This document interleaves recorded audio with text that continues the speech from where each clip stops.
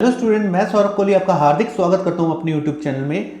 प्यारे बच्चों, आज हम चर्चा करेंगे 17 फरवरी 2022 की वर्कशीट का, जिसका सीरियल नंबर 26 है, जो कि SCERT द्वारा हमें भेजी जाती है और क्लास 6 to 8 तक के लिए है ये। तो बच्चों, आज इसमें हम चर्चा करेंगे गिद्धों के बारे में। और उसको शुरू करने से पहले जो कोई भी हमारे चैनल के साथ नया जुड़ा हो, इस चैनल को सब्सक्राइब कर ले और बेल वाले बटन को जरूर प्रेस कर ले, ताकि सारी नोटिफिकेशन उस तक जरूर मिल सके।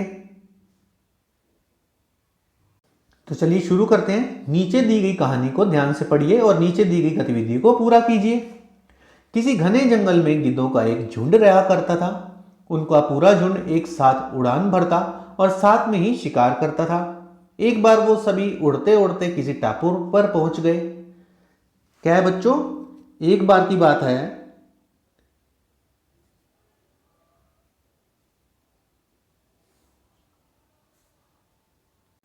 कि घने जंगल में कौन रहता था? गिद्धों का एक झुंड रहा करता था। उनका पूरा झुंड एक साथ उड़ान भरता था, मतलब एक साथ उड़ता था, साथ ही शिकार करता था। एक बार वो सभी उड़ते उड़ते किसी टापू पर पहुंच गए। टापू क्या होता है बच्चों? एक आइलैंड होता है जो समुद्र के में से दूर, एक कहीं सुनसान इलाका, सुनसान सी जगह, जैसे पूरा चारों तरफ समुद्र है और उसके बीच में एक छोटी सी जगह, टापू टाइप। ठीक है बच्चों, आगे देखें। टापू पर पहुंच गया वो गिद्ध। वहां बहुत सी मछली, मेंढक रहते थे। उन्हें वह टापू बहुत अच्छा लगा। उनके खाने पीने और रहने की सारी सुविधाएं उस टापू पर मौजूद थी। सभी गिद्ध उसी टापू पर रहने लगे। अब उन्हें शिकार के लिए कहीं भी जाना नहीं पड़ता था। सभी बिना किसी मेहनत के भरपेट भोजन करते और उस टापू पर आलस से जीवन में जीने लगे। उसी झुंड में एक बूढ़ा गिद्ध भी रहता था। अपने साथियों की आलस भरी दशा देखकर उसे चिंता होने लगी।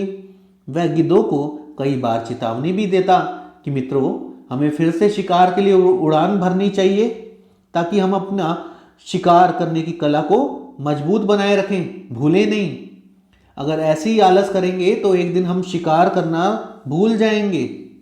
ये वो बिल्कुल सत्य बात बोली। इसलिए हमें जल्द ही अपने पुराने जंगल में वापस जाना चाहिए।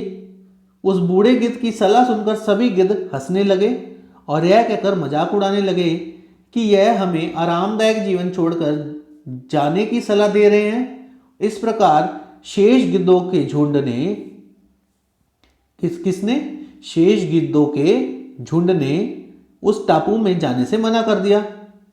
इसके बाद वह बूढ़ा गिद्ध अकेले ही वापस जंगल में लौट गया। कुछ दिनों के बाद क्या हुआ? कुछ दिनों के बाद उस बूढ़े गिद्ध ने सोचा कि बहुत समय हो गया, चलो उस टापू पर जाता हूं और वहां पर अपने साथियों से मिलकर आता हूं। वह बूढ़ा गिद्ध जैसे ही उस टापू पर पहुंचा, वहां की दशा देखकर वह हैरान रह गया। वहां का दृश्य बहुत भयावह था। उस टापू पर मौजूद सभी गिद्ध मर गए थे। वहां पर सिर्फ उनकी लाशें ही पड़ी थी। तभी उसे कोने में एक घायल गिद्ध दिखाई दिया। वह उसके पास गया और वहां की दशा के बारे में पूछा। उसने बताया कि पहले तो हमें बिना मेहनत के भरपेट भोजन करते रहे, किंतु समय बीतने के साथ ही इस टापू पर मछलियां और मेंढक कम होने लगे। धीरे धीरे वह भोजन समाप्त हो गया।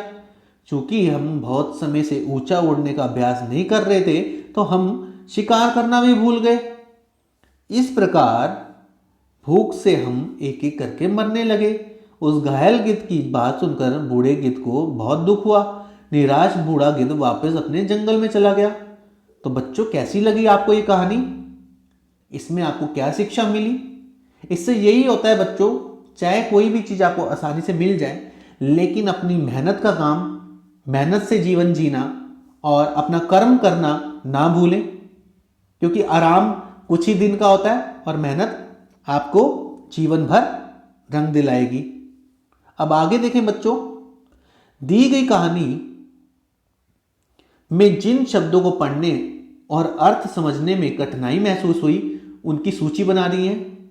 उनके घर के सदस्यों, शिक्षकों, किसी को भी उनके साथ अर्थ और उच्चारण करके अभ्यास करना है।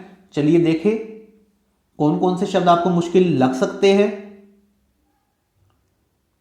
तो आपको झुंड मुश्किल लग सकता है, गिद्ध मुश्किल लग सकता है। आगे देखें तो आपको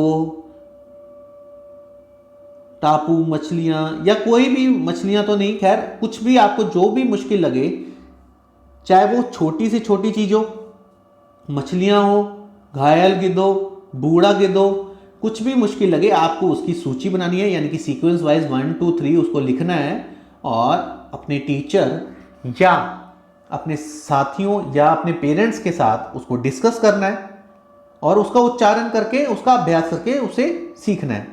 दृश्य मुश्किल लग सकता है आपको। सेकंड देखिए क्वेश्चन, यदि आपको बूढ़े गिद्ध से कुछ सवाल पूछने होते तो आप क्या पूछते और बूढ़ा गिद्ध उन प्रश्नों के क्या उत्तर देता? कोई 3 सवाल बनाइए तथा उनका उत्तर भी लिखिए। तो बच्चों, पहला सवाल क्या हो सकता है कि बूढ़े गिद्ध से आप ये पूछते कि हम यहां पर आरामदायक जिंदगी जी रहे हैं, तो आप हमें जाने के लिए क्यों कह रहे हैं?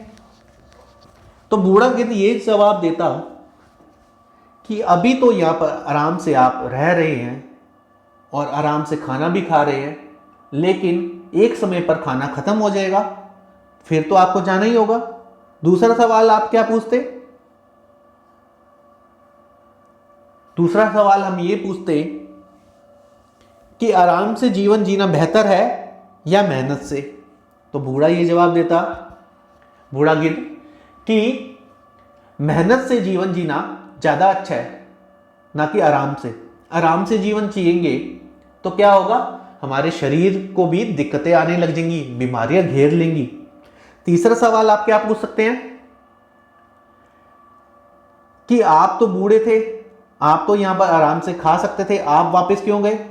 तो बूढ़ा गिद्ध यही कहता आंसर में कि मैंने शुरू से मेहनत करी है, मैं मेहनत से ही अपना जीवन जीना चाहता हूं, आराम से नहीं। तो इस तरह के सवाल आप लिख सकते हैं और कोई भी सवाल आप बना सकते हैं। अब बूढ़े गिद्ध की किन्हीं 3 विशेषताओं के बारे में लिखिए। बूढ़े गिद्ध की किन्हीं 3 विशेषताएं क्या हो सकती है? मेहनती, ईमानदार, भरोसेमंद। मतलब ये 3 विशेषताएं उनकी हो सकती हैं। उसके अलावा आपको जो विशेषताएं लगती है वो आप लिख सकते हैं। इस कहानी से आपने क्या सीखा, अपने शब्दों में उत्तर दीजिए। ये हमने पहले ही चर्चा करी है कि बच्चों, मेहनत से जो काम आप कर सकते हो वो ठगी से, लालच से या कुछ दिन आराम करके वो नहीं कर सकते। आप आराम की जिंदगी कुछ दिन जी सकते हो बिना काम किए, लेकिन एक वक्त आएगा जब आपको वो आराम भी दिक्कत देने लगेगा। और अपनी मेहनत पर यकीन रखिए ताकि आपको जीवन में आगे बढ़ने में कोई रुकावट ना आए। तो बच्चों, इस प्रकार हमारी ये वर्कशीट कंप्लीट होती है। आप इस चैनल के साथ जुड़े रहिए, इसे लाइक शेयर एंड सब्सक्राइब करना बिल्कुल ना भूलें। धन्यवाद।